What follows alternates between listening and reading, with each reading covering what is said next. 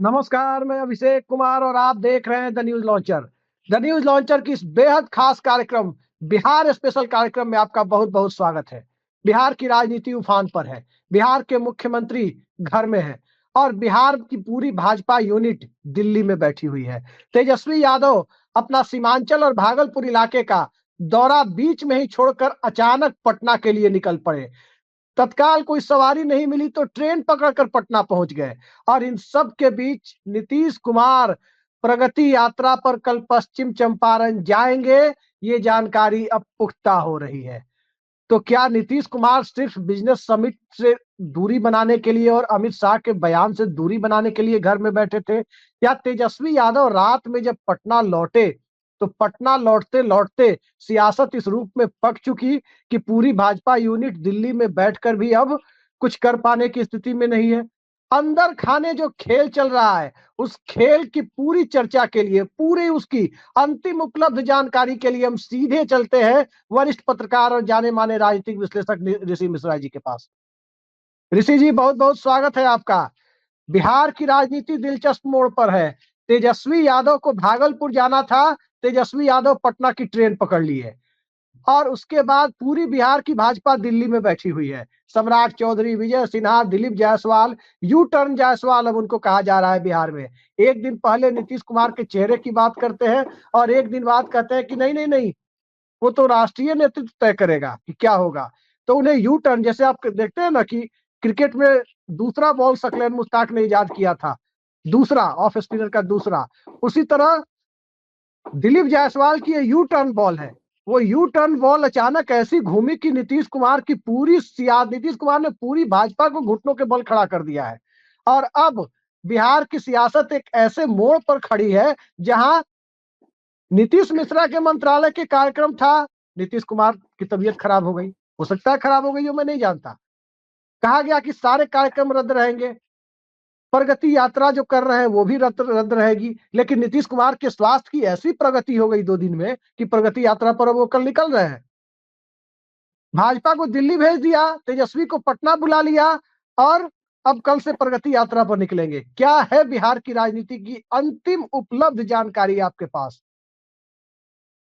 देखिए, सबसे लेटेस्ट खबर ये है कि कल से नीतीश कुमार प्रगति यात्रा पे जा रहे हैं।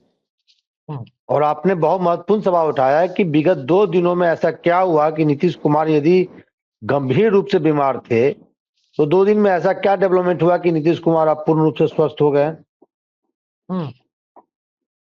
और क्या कहते हैं, कल से वो प्रगति यात्रा शुरू कर रहे हैं, ये कंफर्म खबर है। नीतीश कुमार कल से प्रगति यात्रा में शामिल होंगे और ये बेतिया या वाल्मीकि नगर से ये प्रोग्राम शुरू होने वाला है। सवाल दिलीप जायसवाल को लेकर है। देखिए, मेरे पास जो सूत्रों के आधार पे जो खबर है, दिल्ली में जो बैठे हमारे जो सूत्र हैं उसके आधार पे मैं बता रहा हूं कि दिलीप जायसवाल ने जैसे ही बयान दिया कि नीतीश कुमार के लीडरशिप में ही आगामी विधानसभा चुनाव हम लड़ेंगे, उसके तुरंत बाद दिल्ली से एक बड़े नेता का फोन दिलीप जायसवाल के पास आता है और दिलीप जायसवाल को ऐसा कहा जा रहा है कि बहुत ही डांट लगाया गया। कहा गया कि आप किस कैपेसिटी में आपने बयान दिया है, आप बिहार भाजपा के प्रदेश अध्यक्ष हैं, बिहार के संगठन को देखिए, ये राष्ट्रीय मुद्दों पे जो काम नेशनल लीडरशिप का है वो काम भी आप करने लगे हैं। नीतीश कुमार चेहरा होंगे या नहीं होंगे, आप कौन होते डिसीजन लेने वाले? और उसी का परिणाम है कि नीतीश कुमार पर दिए गए बयान, मैंने दिलीप जायसवाल ने जो बयान दिए उस तुरंत आप कुछ घंटों के बाद आपने देखा कि दिलीप जायसवाल ने यू टर्न ले लिया कि ये बड़ा विषय है और बड़े विषय को लेकर बड़े नेता ही निर्णय लेते हैं। तो सवाल ये उठता है कि तो 2 दिन पहले बकलोली कर रहे थे आप, मतलब अपने बिहार के भाषा में कहते हैं ना, बकतौली कर रहे थे, बिना पार्टी हाईकमान को कॉन्फिडेंस में लिए ऐसे ही बयान दे रहे थे। और जैसे ही वहां से आपको डांट लगी, आपने यू टर्न ले लिया। तो दिलीप जायसवाल, मैंने शुरू में कहा, दिलीप जायसवाल उस कैपेसिटी में नहीं है, दिलीप जायसवाल का वो कद नहीं है। और जैसे ही अमित शाह ने ये बयान दिया, देखिए, मैं दावे के साथ कह रहा हूं, बीजेपी नीतीश कुमार को किसी भी हालात में छोड़ना नहीं चाहती है, लेकिन नंबर 2 के नेता को इसलिए लगाया गया है और इसलिए बयान दिया गया है कि नीतीश कुमार से अधिक सीटों पर बार्गेनिंग किया जाए।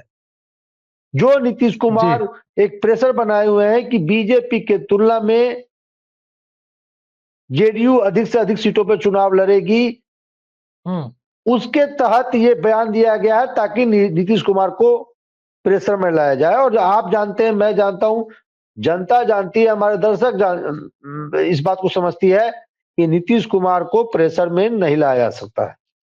कल से नीतीश कुमार प्रगति यात्रा पे निकल रहे हैं और चर्चा ये है कि आगामी कुछ दिनों में हो सकता है 15 जनवरी के बाद एनडीए का भी एक यात्रा जो है निकले। लेकिन एनडीए में नीतीश कुमार 15 तक बने रहते हैं या नहीं रहते हैं, ये देखना होगा। जी ऋषि जी, ये बात आप अंतिम लाइन जो अपने जवाब में आपने कही कि क्या 15 तारीख तक भी वो बने रहते हैं, यानी मकर संक्रांति का दही चूड़ा नीतीश कुमार, जो वशिष्ठ नारायण सिंह के यहाँ आमतौर पर जदयू के लोग भोज करते हैं, दही चूड़ा भोज उनका बहुत प्रसिद्ध है, तो वो दही चूड़ा भोज जो वशिष्ठ नारायण सिंह के यहाँ होगा, वो उसमें एनडीए के बैनर तले एनडीए के लोग आएंगे या उस दही चूड़ा भोज में इंडिया के लोग आएंगे? क्या आप कहना चाहते हैं? देखिए आने के लिए तो कॉन्फिडेंट नहीं है। देखिए आने के लिए तो सबका स्वागत है, लेकिन बैनर कौन सा होगा, ये सवाल है। ये महत्वपूर्ण सवाल है कि बैनर कौन सा होता है। आने के लिए तो कोई भी आ सकता है। देखिए हम ये नहीं कह रहे हैं कि यही होने वाला है। जो डेवलपमेंट है, तेजस्वी यादव का एकाएक पटना आना, हालांकि उन्होंने पटना आने का एक कारण ये भी था कि बीपीएससी अभ्यर्थियों से उनको मुलाकात करनी थी, लेकिन तेजस्वी यादव का आनंद फानन में पटना आना, भागलपुर पहुंच भी गए, नीतीश कुमार पहुंच गए, हाँ रात में पटना आए फिर भागलपुर गए। फिर नीतीश कुमार के लिए मैं अपडेट बता दूं, 2 दिनों से नीतीश कुमार ने किसी से मुलाकात नहीं की है। जेडीयू के नेताओं से भी उन्होंने मुलाकात नहीं की है, 1-2 नेताओं को छोड़ दे तो। आज ललन सिंह का कार्यक्रम है, अब देखिए ललन सिंह नीतीश कुमार से मुलाकात करते हैं या नहीं करते हैं। संजय झा का बयान आया है कि नीतीश कुमार के ही लीडरशिप में आगामी विधानसभा चुनाव लड़ा जाएगा। सम्राट चौधरी से भी पत्रकारों ने, जब दिल्ली बीजेपी राष्ट्रीय कार्यालय अभी कुछ देर पहले गए थे सम्राट चौधरी, वहां भी पत्रकारों ने उनसे सवाल किया, तो सम्राट चौधरी सदे हुए भाषा में कहे मोदी और नीतीश के लीडरशिप में बिहार विधानसभा का चुनाव लड़ा जाएगा। ये नहीं कहा कि नीतीश कुमार के लीडरशिप में चुनाव लड़ा जाएगा। ऋषि जी, ये मुद्दा ही नहीं है किसके नेतृत्व में लड़ा जाएगा। चुनाव के बाद 2025 से 30 के बीच में जो अगली विधानसभा होगी, उस विधानसभा में मुख्यमंत्री कौन बनेगा, सवाल तो ये है। वहां तो एकनाथ शिंदे थे, पत्रकारों ने सवाल पूछा तो सब लोगों ने यही कहा था, उस प्रेस कॉन्फ्रेंस को मैं देख रहा था, वही कहा गया था, भाई मराठी में चल रहा था वो, और हमारे साथ भाऊ बैठे हुए थे, उन्होंने दिखाया, अशोक वानखेड़े जी। मैंने उनसे पूछा, मराठी मुझे हल्की समझ में आती है, ज्यादा नहीं, लेकिन उन्होंने समझाया कि कह रहे हैं कि नहीं भाई, अभी तो ये मुख्यमंत्री हम इन्हीं के नेतृत्व में लड़ रहे हैं, एकनाथ शिंदे, तो उनके नेतृत्व में लड़ा जाएगा। और जीतने के बाद क्या उन्हें फिर से नेतृत्व दिया जाएगा, ये सवाल है ना, कि क्या अगली विधानसभा के अंदर 5 सालों तक नीतीश कुमार मुख्यमंत्री रहेंगे। ये जवाब बीजेपी के लोग नहीं दे रहे हैं। संजय झा तो कहेंगे ही, उनके नेता है, उनकी पार्टी है। देखिए 2-3 हालात हैं जिसको लेकर चर्चा होना जरूरी है। यदि नीतीश कुमार के साथ छेड़छाड़ बीजेपी ने किया, हालांकि मुझे नहीं लगता है कि बीजेपी इस कैपेसिटी में है, केंद्र की सत्ता उनके बलबूते है। बिहार में पहली प्रायोरिटी भाजपा की ये होगी कि राजद यानी इंडिया गठबंधन को झारखंड में सेटबैक लगा आपको, झारखंड के बाद फिर बिहार में सेटबैक लगेगा। ठीक है, महाराष्ट्र में आपने लाज बचा ली, हरियाणा में लाज बचा ली, बगल में आपने देखा झारखंड में क्या हुआ, और उसके बाद कंटिन्यू बिहार में यदि एनडीए की हार होती है, बीजेपी की हार होती है, तो ये रिस्क मुझे नहीं लगता है कि बीजेपी उठाना चाहेगी।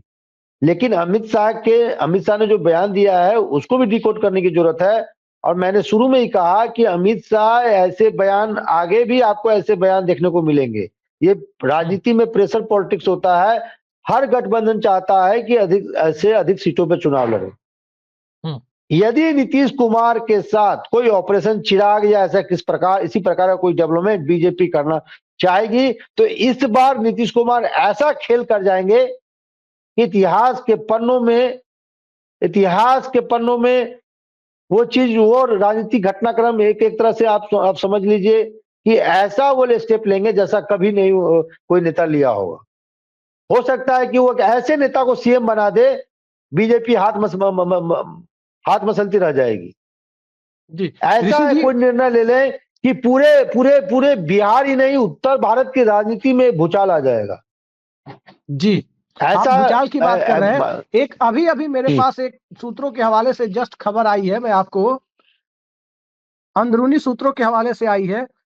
जनता दल यूनाइटेड और राजद, इन दोनों पार्टियों ने अपने विधायकों को अंदर खाने निर्देश दिया है कि इस वक्त विंटर में यानी सर्दियों में वो बिहार न छोड़े। वो आमतौर पर जो विधायक वगैरह गोवा चले जाते हैं, दिल्ली चले जाते हैं, या फिर कहीं कुछ दुबई या दूसरी जगह चले जाते हैं घूमने परिवार के साथ, सबको बिहार में जमे रहने के लिए कहा गया है कि सारे लोग बिहार में जमे रहें। क्या मकसद है इसका? कल देर रात हमारी 2-3 विधायकों से भी बात हुई, राजद के विधायकों से भी बात हुई। आपने बिल्कुल सही कहा है, राजद के तमाम विधायकों को ये कहा गया है कि आप पटना में रहें, पटना में नहीं है तो अपने क्षेत्र में रहें, लेकिन बिहार से बाहर ना जाए। जदयू ने भी कहा है। और इसके क्या संकेत है? आप देखिए, कई ऐसे घटनाक्रम विगत एक सप्ताह में हुआ है, उसको यदि आप कोऑर्डिनेट करें, जोड़ें, एक सिरे के दूसरे सिरे से जोड़ने का प्रयास करें। इतना बड़ा बिजनेस समिट हुआ, नीतीश कुमार नहीं गए। अमित शाह का बयान आना कि अभी कौन नेता होगा ये बीजेपी पार्लियामेंट्री बोर्ड डिसाइड करेगी। इससे भी नीतीश खासे नाराज हैं कि भाई निर्णय एनडीए के चेहरा को लेकर हो रहा है और डिसाइड बीजेपी के पार्लियामेंट्री बोर्ड करेगी। फिर उसके बाद आग में घी का काम आग में घी डालने का काम हुआ अम्बेडकर वाला बयान, और अम्बेडकर वाले बयान के बाद अरविंद केजरीवाल का वो पत्र। जी, तो तमाम ऐसी चीजें हैं, तमाम ऐसे चीजें हैं जिससे ये पूरा जो माहौल बना है, लोग पत्रकारों को गाली दे देते हैं कि ये लोग तो 10 साल से, 1 साल से, 5 साल से सगा गिरा रहे हैं। भाई, नेता जो अपने कर्म लक्षण दिखाते हैं उसी का आधार पर हम लोग गुना भाग करते हैं। नीतीश कुमार, ऐसा क्या हुआ नीतीश कुमार की 2 दिनों में पूर्ण रूप से स्वस्थ हो गए? 2 दिन में ऐसा 2 दिन पहले ऐसा क्या हुआ कि वो 5 मिनट के लिए भी वो बिजनेस समिट में नहीं जा सकते थे, जिसकी तैयारी 1 सालों से हो रहा था। जी, तो ये चीजें हैं, बिहार में कब क्या हो जाए कहा नहीं जा सकता है। हो सकता है कि मकर संक्रांति से पहले कोई खेला हो जाए। हो सकता है कि नीतीश कुमार ऐसा डिसीजन ले ले कि तेजस्वी यादव को मुख्यमंत्री बना दे, खुद है कि ऐसा समीकरण के तहत। क्योंकि देखिए, केंद्र की जो सरकार है अभिषेक जी, कुछ सांसदों के बल पे टिकी हुई है। यदि उसमें से इधर उधर कुछ हुए तो नीतीश कुमार का जो सपना है वो भी पूरा हो सकता है, और तेजस्वी यादव का जो सपना है वो भी पूरा हो सकता है। तो मैंने शुरू में इसलिए कहा कि नीतीश कुमार को यदि बीजेपी छेड़ने का प्रयास किया तो नीतीश कुमार ऐसा निर्णय ले लेंगे कि बीजेपी कहीं का नहीं रहने वाले हैं, कहीं का नहीं बचेंगे। एक चीज देखिए, सम्राट चौधरी ने आज प्रेस कॉन्फ्रेंस की दिल्ली में, भाजपा मुख्यालय में, पूरा फोकस दिल्ली पर रखा। दिल्ली के विधानसभा चुनाव, पूर्वांचली वोटरों पर तमाम तरह की बातें उन्होंने की। अरविंद केजरीवाल और उनकी पार्टी को निशाने पर रखा, सबने देखा। लेकिन इन सब के बीच एक चीज बड़े आश्चर्य की चीज है कि जनता दल यूनाइटेड के लोगों की तरफ से ये क्या नाम है, संजय झा आ रहे हैं, कह रहे हैं नीतीश कुमार ही चेहरा बने रहेंगे। लेकिन संजय झा अमित शाह के बयान से किनारा कर रहे हैं, उस बयान को कंडेम नहीं कर रहे हैं, उस बयान को गैर वाजिब बयान बताने से उन्हें डर लग रहा है। क्या हालात है कि जेडीयू के लोग अमित शाह के मुद्दे पर ऐसे बोलने से बच रहे हैं जैसे लग रहा है कि नहीं भाई, कोई बहुत बड़ा पाप हो जाएगा। दो डेवलपमेंट हुए हैं। अरविंद केजरीवाल ने पत्र लिखा है, उसको तुरंत संजय झा ने काउंटर कर दिया। अरविंद केजरीवाल ने नीतीश कुमार को पत्र लिखा और चंद्रबाबू नायडू को, तो संजय झा ने तुरंत उसको उनके उनके उनके उस बयान का तुरंत उन्होंने काउंटर कर दिया। लेकिन अमित शाह एक कॉन्क्लेव में जो बयान दिए हैं उसको काउंटर करने में, उस पर बयान देने में संजय झा को 5 दिन 6 दिन लग जाता है। आज संजय झा को ये भी अब मतलब डिफेंड करते हुए हम देखे हैं। एक पत्रकार से बात करते हुए उन्होंने कहा कि जिस भोज को लेकर चर्चा है और जिस भोज को लेकर चर्चा है जिसमें नीतीश कुमार की अनुपस्थिति को लेकर जो सवाल उठाया जा रहा है, उसको लेकर भी उन्होंने जवाब दिया। तो ये क्या कारण है कि अरविंद केजरीवाल के बयान पर तुरंत आपने प्रतिक्रिया दे दिया, और लेकिन अमित शाह के बयान पे अभी भी आप जिस प्रकार से डिफेंड करना चाहिए था वो डिफेंड नहीं किए। संजय झा को स्पष्ट करना चाहिए था कि एक तो निर्णय हो चुकी है, एक आम राय हो चुका है कि आने वाला जो विधानसभा चुनाव है वो नीतीश कुमार की लीडरशिप में होगा। फिर अमित शाह कौन होते हैं ऐसे बयान देने वाले कि बीजेपी पार्लियामेंट्री बोर्ड में डिसाइड होगा। एक सवाल ऋषि जी, जनता दल यूनाइटेड के कई लोगों से मैंने बात की तो एक सवाल उभर कर सामने आया और उस बातचीत से ये लगा कि दरअसल जेडीयू के लोग जो कह रहे हैं वो रुख नीतीश कुमार का है। उनका कहना था कि केंद्र का जब चुनाव हुआ लोकसभा का, उस चुनाव में भारतीय जनता पार्टी एनडीए और सरकार दोनों को लीड कर रही थी, तो सीट देने के मामले में उसकी भूमिका थी कि किसको कितनी सीटें और कौन सी सीट देगी किस पार्टनर को।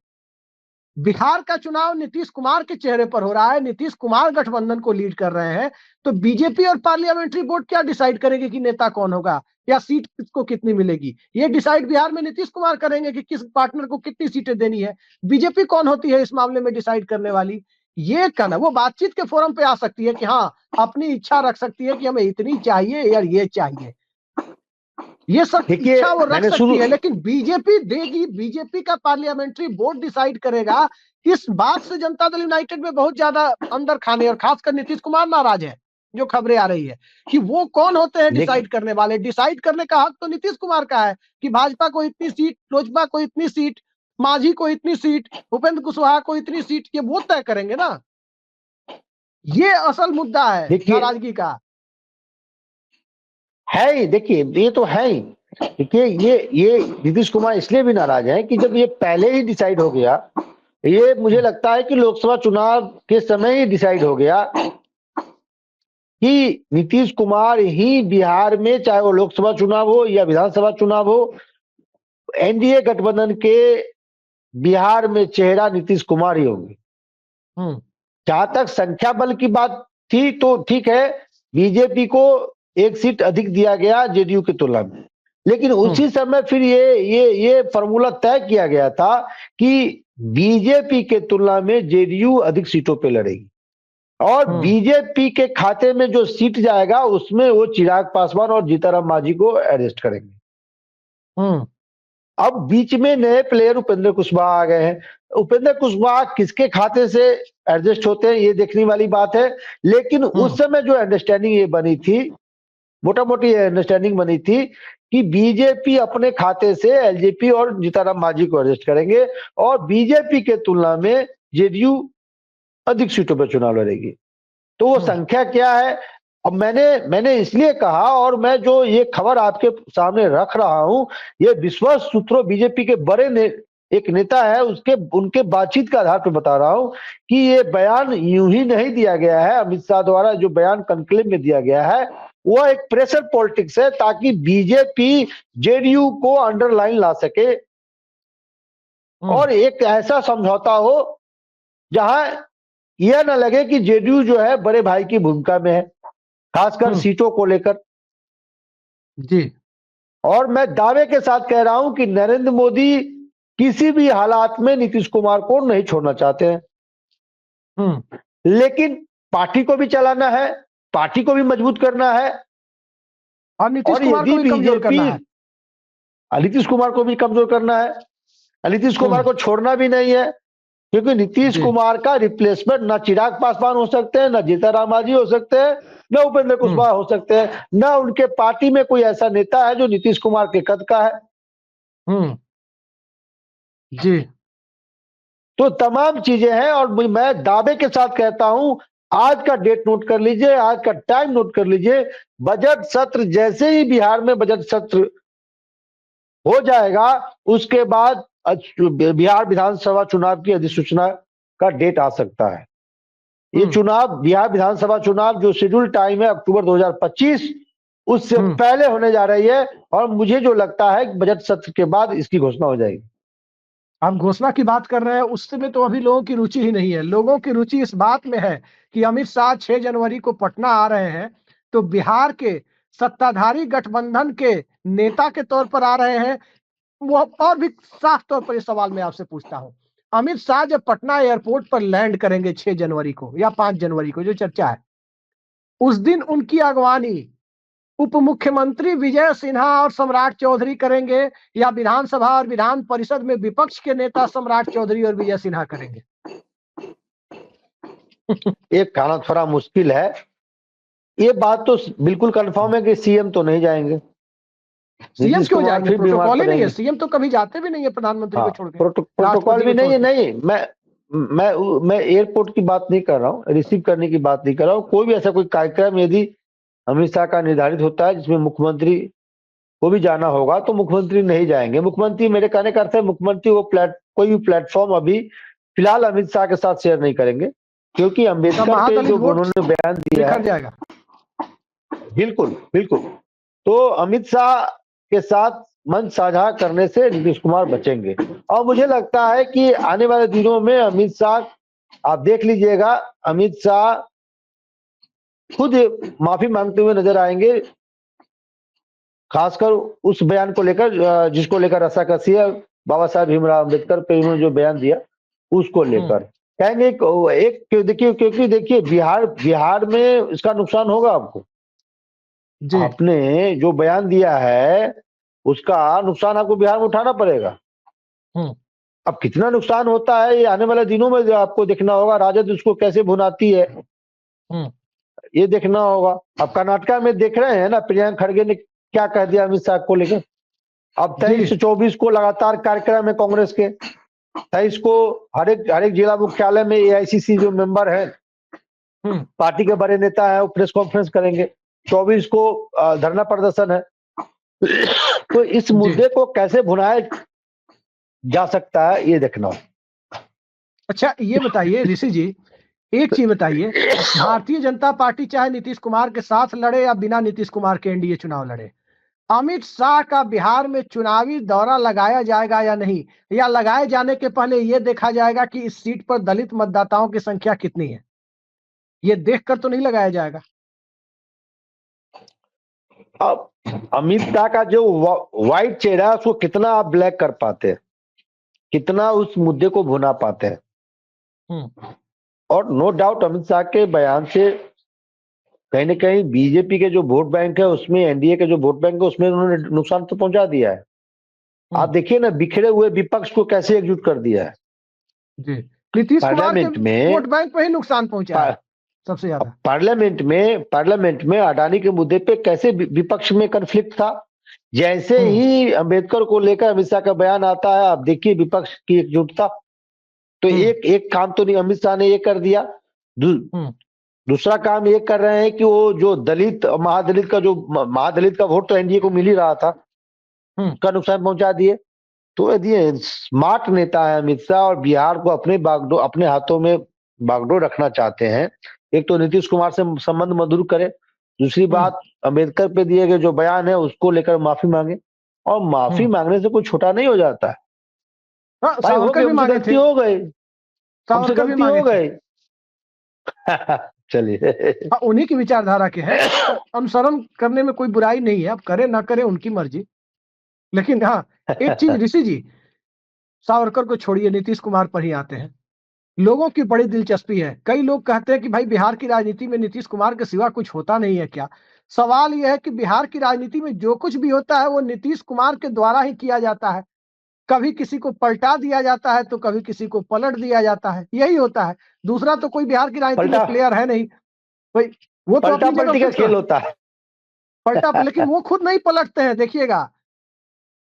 बिहार में दो पलटू राम बना रखे हैं नीतीश कुमार ने, एक पलटू राम भाजपा, एक पलटू राम राजद। वो खुद नहीं पलटते हैं, हालांकि उन्हीं को नाम दे दिया है कुछ लोगों ने पलटू राम, लेकिन मैंने पलटते हुए उनको देखा नहीं है। आपने देखा हो तो बताइए। एक बार पलटते हुए देखा था नीतीश कुमार को, जब वो खुद पलट गए थे मुख्यमंत्री पद से और मांझी जी को बना दिया था। अब क्या लगता है, राजद के लोग तो अंदर खाने कुछ लोग विभाग बांट रहे हैं, ये मंत्रालय इनको मिलेगा। शिक्षा मंत्रालय को लेकर बात चल रही है कि प्रोफेसर चंद्रशेखर नहीं बनेंगे, शिक्षा विभाग तेजस्वी जी ने कहा है, ऐसा कहा जा रहा है। मतलब निजी बातचीत में लोग कह रहे हैं कि कहा जा रहा है कि शिक्षा विभाग बिहार का नीतीश कुमार की पार्टी अपने ही पास रखे इस बवाल को, नहीं तो फिर कोई मंत्री आएगा, फिर कोई पटांग काम करेगा। इससे बेहतर है कि वो अपने पास रखे। देखिए, नीतीश कुमार उम्र के उस पड़ाव में जरूर हैं, और नीतीश कुमार चाहते हैं कि सम्मानजनक विदाई, राजनीति में उनकी सम्मानजनक विदाई हो। और मैंने शुरू में ही कहा कि अमित शाह को ऐसे बयान देने की कोई जरूरत ही नहीं थी। अभी बीजेपी के लिए सबसे उपयोगी कोई है बिहार में तो वह नीतीश कुमार। और नीतीश कुमार ऐसा कोई बड़ा खेल नहीं कर रहे थे जिससे मोदी को वो रिप्लेस कर सके। फिर ऐसे बयान देने की क्या जरूरत पड़ी जी। और आफ्टर नीतीश कुमार तो जेडीयू ऐसे ही, यदि आप देखिए, यदि आफ्टर नीतीश कुमार कोई बड़ा निर्णय नीतीश कुमार समय रहते हुए नहीं लेंगे तो नीतीश कुमार के बाद कौन? Who after Nitish Kumar? कोई ऐसा नेता आपको दिखता है? संजय झा कितना वोट दिला पाएंगे? ललन सिंह, क्या उनके लीडरशिप को तमाम लोग मानेंगे? ऋषि जी, हम आखिरी सवाल पर आ रहे हैं। एक चीज हमारे दर्शकों को आप बताइए, सवाल थोड़ा ध्यान से सुनिएगा। बिहार की जनता के बीच 2005 में नीतीश कुमार उम्मीद की किरण थे और बदलाव हुआ। क्या था? नया बिहार, नीतीश कुमार, ठोस बहुमत अब की बार। दूसरे चुनाव का नारा था, 2005 के दूसरे चुनाव का, नवंबर वाले का। और फिर 2010 में नीतीश कुमार बिहार के लोगों के लिए ऐसा लग रहा था कि जाति, धर्म, संप्रदाय सब छोड़ करके बिहार के लोग एक ही चीज कह रहे थे कि नहीं, काम तो हुआ है 5 साल में। लोगों को सड़क में भी, हालांकि उस समय बिजली उतनी नहीं रहती थी, लेकिन आधा 1 घंटा से बढ़कर के 8-10 घंटा जरूर हो गई थी। तो लोगों को लग रहा था कि काम हुआ है। उसके बाद गाड़ियां भी लोग निकालने लगे, सड़कें तो ठीक हो ही गई थी, लॉ एंड ऑर्डर की स्थिति भी ठीक ठाक थी। काफी हद तक बदलाव लोगों को उन 5 सालों में, मैं मानता हूं कि बिहार में हमने अपने होशो हवास में जिस बिहार को देखा है, 2005 से 10 के बीच का जो नीतीश कुमार का कार्यकाल था, उससे बेहतरीन कोई कार्यकाल नहीं देखा है किसी भी राजनेता का। चाहे वो नीतीश कुमार का बाद का कार्यकाल हो या नीतीश कुमार के पहले का लालू यादव का कार्यकाल हो, उससे पहले का हमने देखा नहीं है। लेकिन ऋषि जी, अब उसके बाद वो नीतीश कुमार का दर्शन लोगों को नहीं हुआ, लेकिन लोग कहते हैं कि नहीं भाई, एक तरफ ये हिंदू मुसलमान करने वाली पार्टी है तो दूसरी तरफ जो है लालू परिवार है, राष्ट्रीय जनता दल। इन दोनों से तो नीतीश कुमार ठीक है। लोगों के मन में, गांव में, कस्बे में चले जाइए, लोग कहते हैं नहीं, बदलाव तो होना चाहिए, बहुत दिन हो गया।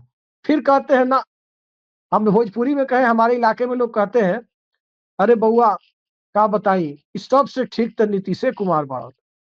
जे लौकता एगो भाजपा वाला कि रोज कभी लव जिहाद तो कभी हिंदू मुसलमान, कभी मंदिर मस्जिद, कभी कही जे मुर्गा मछली नहीं खाए के इहो कहे चलाई। मतलब कि कभी हिंदू मुसलमान कर रही है, कभी मंदिर मस्जिद कर रही है, कभी कहेगी मांस मछली भी, ये भी कह सकती है। और उधर राष्ट्रीय जनता दल है। तो लोग कहते हैं इस सब से ठीक तो नीतीश कुमार।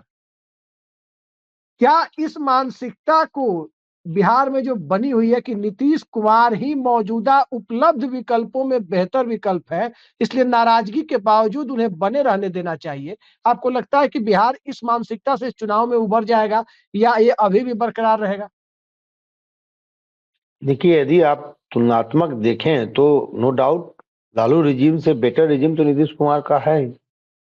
लालू रिजीम में क्या क्या होता था आप किसी को कहने की जरूरत नहीं है। हालांकि लालू रिजीम को भी डिफाइन करने की जरूरत है। उस समय सामाजिक जो असमानता था काफी चरम पे था। उसको कहीं ना कहीं सामाजिक लड़ाई के योद्धा तो जरूर लालू यादव है, इसमें कोई दो राय नहीं है। लेकिन डेवलपमेंट के पैमाने पे देखे तो लालू यादव बिल्कुल फिसदी साबित हुए। लॉ एंड ऑर्डर के पैमाने पे देखे तो बिल्कुल फसीदी साबित हुए। लॉ एंड ऑर्डर और डेवलपमेंट के इंडेक्स पे यदि आप तुलनात्मक देखेंगे तो नीतीश कुमार की सरकार आपको बेहतर दिखेगी। लेकिन सवाल ये है कि नीतीश कुमार को जिस रफ्तार से बिहार को डेवलप करना चाहिए था, उस रफ्तार से नीतीश कुमार भी नहीं किए। आप सड़क, बिजली, पानी से डेवलपमेंट को आप नहीं नाप सकते हैं। आपने सड़क बना दिया, ठीक है, सड़क बना दिया, बिजली ठीक है, पहले अब 20-22 घंटा बिजली रहता है, लेकिन ये नहीं है कि बिजली सड़क ही डेवलपमेंट का आयाम है। उससे आगे रोजगार के लिए क्या किया आपने? आप खुद इंजीनियर हैं, क्या बिहार में सरकारी बेंगलोर स्कूल और में हैदराबाद बिल्डिंग बन गया, पढ़ाई गायब हो गया। हम कह रहे हैं बिहार में बेंगलोर हैदराबाद की तरह आईटी हब नहीं बन सकता था? कोई आईटी पार्क नहीं बन सकता था? वो माहौल आप क्रिएट नहीं कर सकते थे? आप तो कहते हैं हम सुशासन बाबू हैं, तो क्यों नहीं आपने वो ऐसा माहौल बनाया? क्यों नहीं?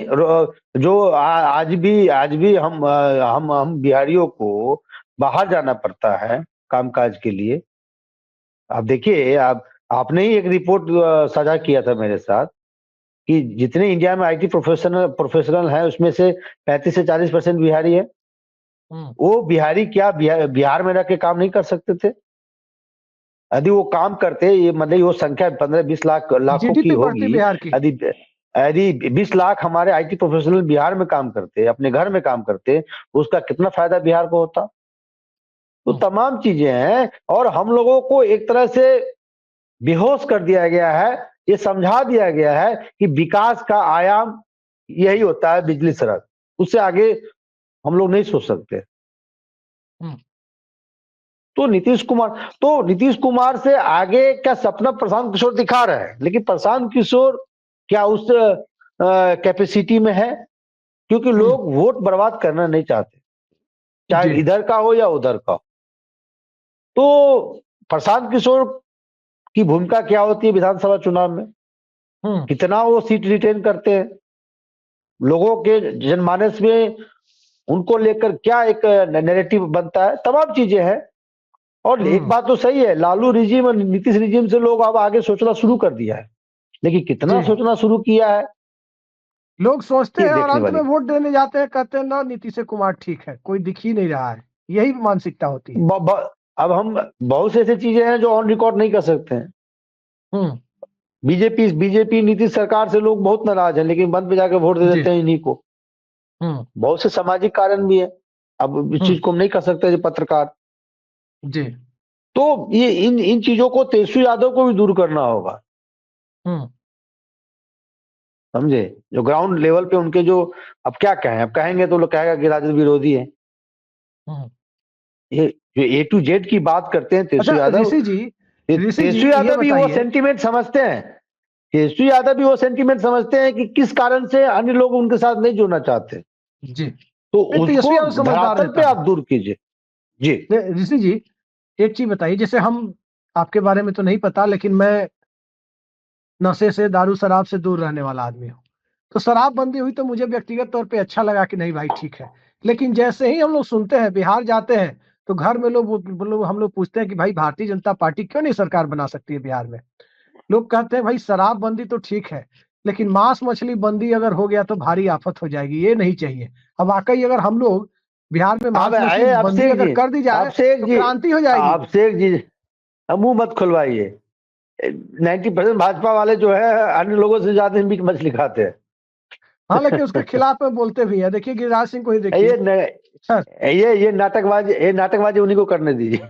लेकिन देख लीजिए, जिस राज्य में 92-94% मांसाहारी है, उस राज्य के मुख्यमंत्री शाकाहारी है।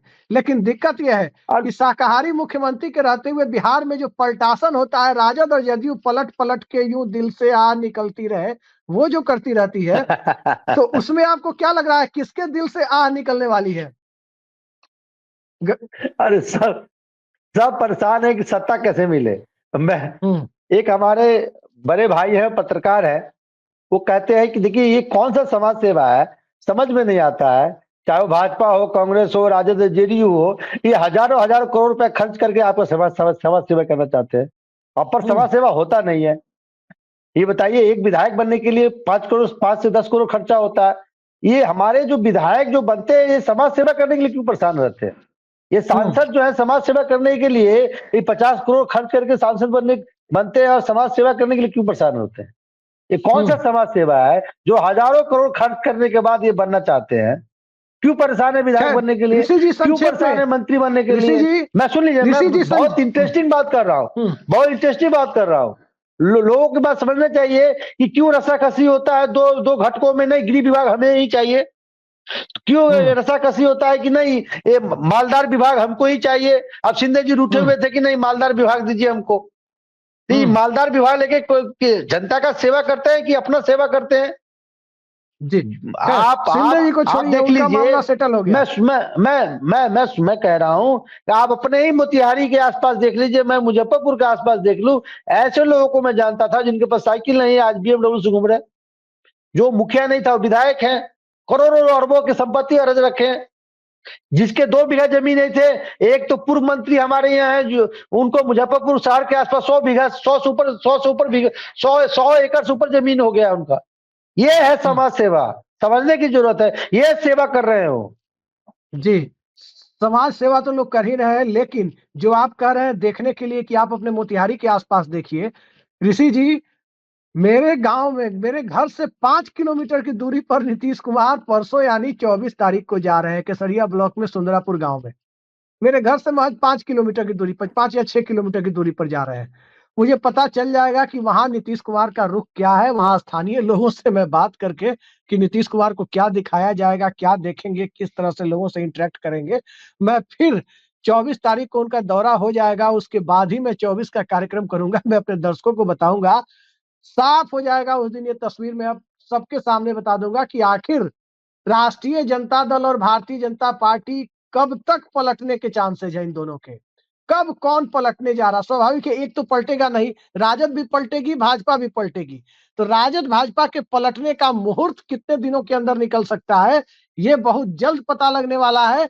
और इन सब से आगे बढ़कर देखें तो राजद और जदयू के ने अपने अपने विधायकों को विधायक नहीं, बिहार को नहीं छोड़ने का, यानी बिहार में ही बने रहने का अंदर खाने निर्देश जारी कर दिया है। तो देखते जाइए, सियासत बहुत क्रूर होती है, सियासत बहुत निर्दयी होती है, लेकिन इन सब के बीच पलटा पलटी का जो खेल चलता है, रिंग मास्टर तो नीतीश कुमार ही है। भले वो खुद जमे रहे, दूसरे को पलटाते और पलटवाते रहे। ऋषि जी, आज की इस बेहद सार्थक चर्चा में जुड़ने के लिए आपका बहुत बहुत धन्यवाद। नमस्कार।